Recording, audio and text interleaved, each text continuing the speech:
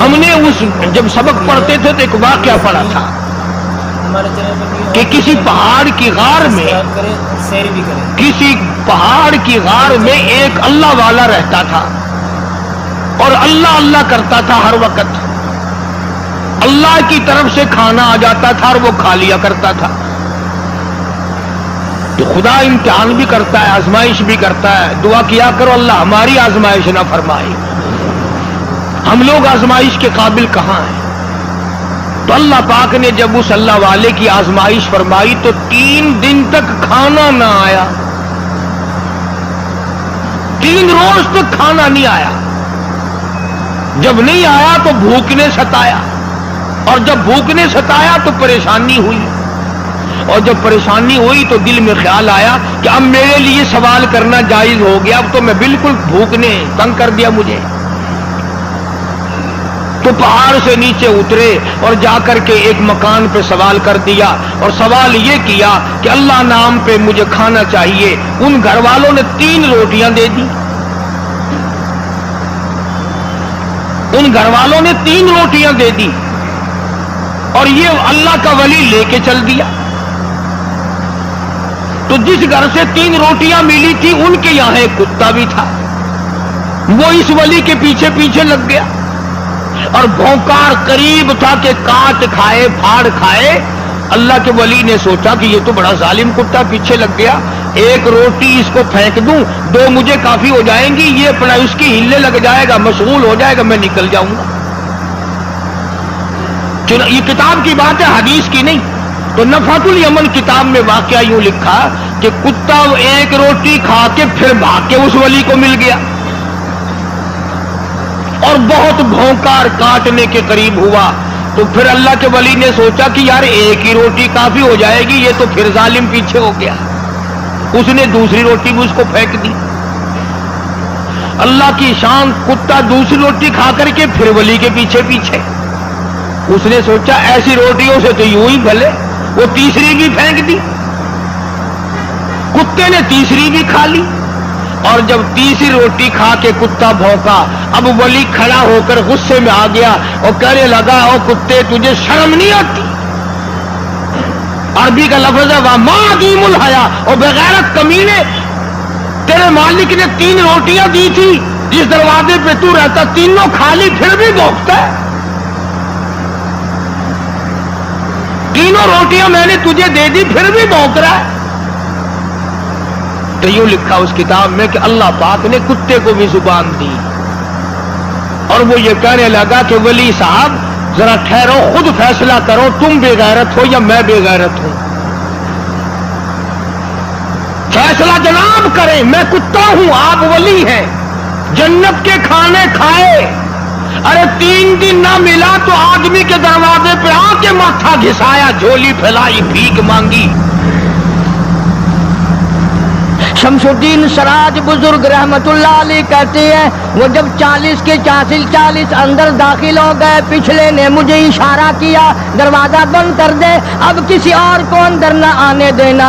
وہ اللہ والا کہتا ہے مجھے بتا تو دیا گیا تھا دونوں جلیل القدر صحابہ حضرت شیخین کی بے ادبی کریں گے، قبر کھودیں گے، ان کی میت نکالیں گے. فرماتے ہیں میں نے دروازہ بند کر دیا، میں سجدے میں گر گیا، مولا او میرا بس نہیں، میرا کوئی چارہ نہیں، میری حکومت نہیں، میری فوج نہیں، میرا لشکر نہیں، میرے پاس توپ نہیں، میرے پاس لشکر نہیں. او میرے مولا میں نے سنا ہے جیسے نبوت کا محافظ تو ہے، اسی طرح صدیق کی صداقت کا، فاروق کی عدالت کا بھی تو ہی نگہبان ہے.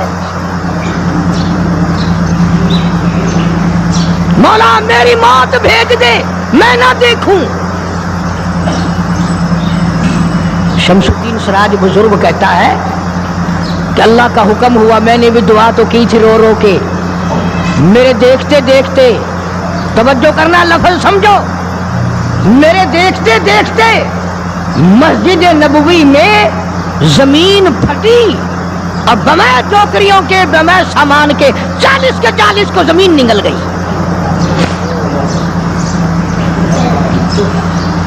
اللہ تم سب کو مدینے پاک جانا نصیب فرمائے. وہ جو قالین بچھے ہوئے ہیں نا کسی پرانے عرب سے اب بھی پوچھ لینا، لمبا کالا کالا نشان لگا ہوا ہے، یہ نشانی ہے کہ وہ کالے جو تھے نا اندر کے کالے، وہ سب یہاں کرک ہوئے ہیں۔ یعنی خدا صدیق اکبر کا، فاروق اعظم کا، نبی کے یاروں کا اتنا بڑا محافظ ہے، جو بدنیت سے آئے تھے ان سب کو زمین نگل گئی۔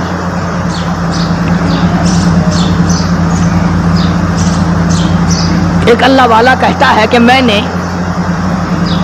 مدینہ پاک میں حاضری دی اور حضور کریم صلی اللہ علیہ وسلم کے روضہ اقدس پہ سلام پڑھا، اور میں صدیق کے اکبر کے موضع شریف کے سامنے کھڑا ہو کر سلام عرض کر رہا تھا، پڑھ رہا تھا۔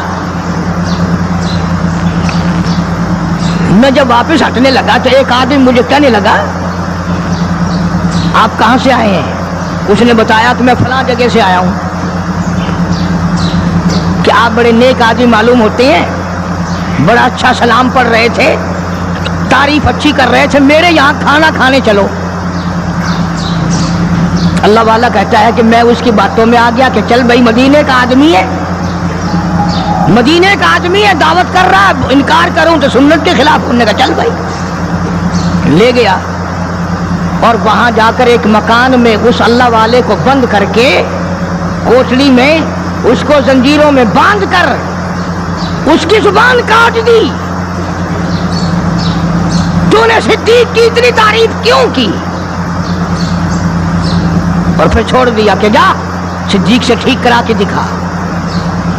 وہ پھر مسجد نبوی میں آیا، وہ خود بیان کرتا ہے کہ میں روضہ اقدس صلی اللہ علیہ وسلم کے سامنے کھڑا ہو کے رو پڑا، کالی کملی والے تیرے یار کی تعریف کی، میری زبان کٹ گئی۔ ریاض الجنہ میں بیٹھ کے روتا رہا، دعا کرتا رہا، اور وہ جو زبان کاٹ کے الگ کی تھی وہ بھی اس کے ہاتھ پہ رکھ دی تھی اس کاٹنے والے نے۔ کہتا ہے کہ مجھے تھوڑی سی نیند سی آ گئی، غنودگی سی طاری ہو گئی، تو مجھے فوراً حضور کریم سب کا جو صلی اللہ علیہ وسلم کی زیارت ہوئی، دیدار ہوا۔ فرمایا کیوں روتا ہے؟ یہ کٹی ہوئی زبان مجھے پکڑا، میں نے حضرت کے ہاتھ پہ رکھ دی، آپ نے میرے منہ میں رکھ کر پھونک مار دی، فرمایا اللہ ٹھیک کر دے گا۔ وہ کہتا ہے میری تھوڑی سی آنکھ کھلی، زبان بالکل ٹھیک ٹھاک، میری بالکل صحیح تندرست میری زبان ہو گئی۔ لگا مجھے تو اور بھی زیادہ لطف آنے لگا۔ اب میں ہر وقت کبھی صدیق اکبر کے دروازے پہ کھڑا ہوں، کبھی فاروق اعظم کے موضع شریف کے سامنے کھڑا ہوں، کبھی حضور کریم صلی اللہ علیہ وسلم کے سامنے کھڑا ہوں۔ ایک اور آدمی آیا اور کہنے لگا کہ آپ بڑے نیک آدمی معلوم ہوتے ہیں، میرے یہاں کھانا کھانے چلو، برکت ہو جائے گی آپ کے قدموں سے، آپ کی دعا سے۔ وہ اللہ والا کہتا ہے کہ میں نے تو سوچا کہ وہی ہوگا تو ٹھیک ہے، پھر کٹواؤں گا صدیق کے نام پر زبان، پھر کٹاؤں گا، پھر مزہ آئے گا۔ لگا میں اس کے ساتھ چلا گیا۔ جس وقت مجھے اس مکان میں، وہ اسی مکان میں لے کے گیا، میں سمجھ گیا کہ آج پھر وہی وقت آ گیا۔ لیکن مجھے وہ مکان میں کھڑا کر کے کہنے لگا کیا پہلے بھی آپ اس مکان میں تشریف لائے ہیں؟ کہ جی ہاں۔ کہ میرے والد لائے تھے آپ؟ کہ جی ہاں۔ کہ ذرا دعا کر دو، ان کا حال اسی دن سے بدل گیا تھا۔ یوں لکھا کتابوں میں، اس نے وہی کمرہ حجرہ کھولا جس میں زبان کاٹی تھی، اور اس اللہ والے کو بیٹے نے دکھایا کہ اس کی اسی دن سے سور کی شکل بنی ہوئی ہے، زنجیروں میں باندھ رکھا میں نے، اندر ہی اندر میری بدنامگی ہوگی۔ اللہ والے زبان تیری کاٹی، باپ میرا تباہ ہو گیا۔ میں یہ کہتا ہوں کہ آپ لوگ بیوار سے سمجھتے ہیں ان کو، جو چاہتا ہے وہ صدیق کو بکواس کرتا ہے، جو چاہتا ہے وہ فاروق کو بکواس کرتا ہے، اور یہ بیوار سے نہیں، ان کے وارث نے تو ان کو اپنے پاس ہی سلایا ہوا ہے، اپنے ساتھ رکھا ہوا ہے۔ اس لیے قرآن کریم نے اعلان کرتے ہوئے فرما دیا اولئک هم الصدیقون،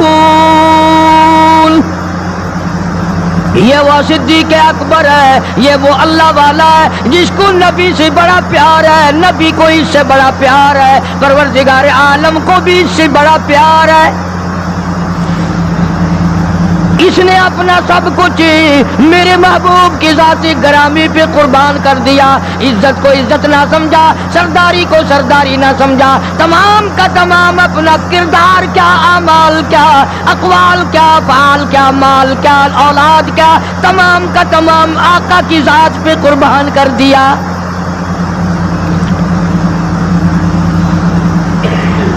یہ تو اتنا غیرت والا گھرانہ ہے, یہ تو اتنا شرم والا گھرانہ ہے. حضرت عائشہ صدیقہ سب کا رضی اللہ تعالی عنہا فرماتی ہے میں نے خواب دیکھا, میں نے ایک خواب دیکھا حضور کریم صلی اللہ علیہ وسلم کی زندگی میں ہی. آسمان سے چاند اترا اور میرے حجرے میں آ گیا. پھر دوسری مرتبہ چاند آسمان سے اترا, پھر میرے حجرے میں آ کے چھپ گیا. پھر تیسری مرتبہ چاند اترا, میرے حجرے میں آ کے چھپ گیا. حضرت عائشہ فرماتی ہیں رضی اللہ تعالی عنہا, میں نے حضور کریم صلی اللہ علیہ وسلم سے عرض کی آقا میں نے یہ خواب دیکھا ہے. فرمایا تعبیر اس شرط پہ بتاؤں گا کہ میرے ہوتے ہوئے میری حیات میں کسی کو نہیں بتاؤ گی. فرمایا میں نہیں بتاؤں گی. حضور نے فرمایا عائشہ یہ تیرا حجرہ ہے, پہلا چاند اس میں میں آؤں گا, دوسرا چاند ابو بکر آئے گا, تیسرا چاند فاروق اعظم یہی آئے گا.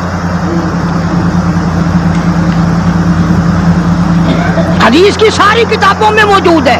حضور کریم صلی اللہ علیہ وسلم کا ارشاد ہے اگر عائشہ صدیقہ نہ ہوتی دین ناقص رہ جاتا, ادھورا رہ جاتا. یہ تو دین کو کامل کرنے والا گھرانہ ہے. عبداللہ ابن مسعود رضی اللہ تعالیٰ عنہ اور عبداللہ ابن عباس رضی اللہ تعالیٰ عنہما یہ جلیل القدر محدث ہیں, مفسر ہیں, دونوں کہتے ہیں جتنا علم ساری امت کو ملا اتنا علم اکیلا ہماری اماں عائشہ صدیقہ کو ملا. سارے صحابہ مسائل پوچھنے کے لیے عائشہ صدیقہ کے دروازے پہ آیا کرتے تھے. خود حضور نے جو فرما دیا عائشہ کے بغیر دین کامل نہیں, عائشہ نہ ہوتی دین ناقص رہ جاتا, آدھا دین عائشہ سے پورا ہوا. تم تو اتنا بھی پیار نہیں کرتے کہ اپنی بیٹیوں کے نام ہی نبی کی گھر والیوں کے ناموں پہ رکھو, نبی کی بیٹیوں کے ناموں پہ رکھو. فلمی کنجریوں کے نام تمہیں بڑے پیارے لگتے ہیں. ہاں اللہ نیتوں کو دیکھ نہیں رہا. خانم فلانی خانم, اور پھر تھوڑے دنوں کے بعد جب وہ دم خم ہوتی ہے پھر روتے پھرتے ہیں پتہ نہیں یار کہاں چلے گی, کالج گئی تھی مڑ کے آئی نہیں, کیسے آئے. یہ جو جلوس بلوس نکالتی پھرتی ہے نا ان میں ایک بھی مسلمان گھر کی عورت نہیں ہے. تحقیق کر کے دیکھو یا یہودیوں کی نسل ملے گی یا عیسائیوں کی نسل ملے گی. مسلمان عورت ہو یا مرد ہو وہ یہ تھوڑی کہہ سکتے ہیں کہ ہم نہیں اسلام کو مانتے, ہم نہیں ایمان کو مانتے, ہم نہیں قرآن کو مانتے. اور تم نے مانا کب تھا؟ تم تو وہ بے ایمان ہو جنہوں نے انگریز کے گھوڑوں کی لیج چاٹ چاٹ کر مسلمانوں سے غداری کی اور انگریزوں کے ساتھ وفاداری کی. یہ جو تمہیں بڑے بڑے نظر آتے ہیں نا, بنگلے کے جاگیر کوٹھیاں, یہ سارے مسلمان اور قرآن کے غدار ہیں.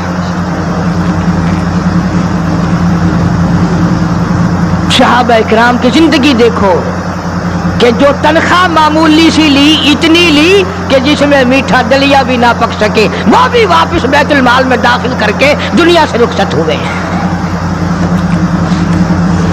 یہ تو ایسے تقوی کے مالک تھے صحابہ کرام. تو سیدنا فاروق اعظم سب کا رضی اللہ تعالیٰ عنہ, یہ پوتا پاس کھڑا ہے, حضرت عمر کا پوتا. آواز جو دی پوتے کو تو ایسا بولا جیسے بچے کے منہ میں کوئی چیز ہو. دادا نے پوچھا بیٹا منہ میں کیا ہے؟ آخر دادا پیسہ. نے کہا پیسہ کہاں سے لے آیا؟ کہ ابو موسیٰ عشری نے دیا, رضی اللہ تعالیٰ عنہ صحابی ہے, بیت المال کا محافظ خزانچی سمجھو. کیا ابو موسیٰ نے دیا؟ دیکھی نکال کر 54 تھی. اب بتاؤ کیا غضب ہو گیا اس میں, کیا طوفان ٹوٹ گیا تھا, کیا آسمان ٹوٹ گیا تھا. اگر تنخواہ خزانے کے محافظ نے خزانے والے نے امیر المومنین کے پوتے کے ہاتھ پہ چونی رکھ دی تو کیا ہو گیا؟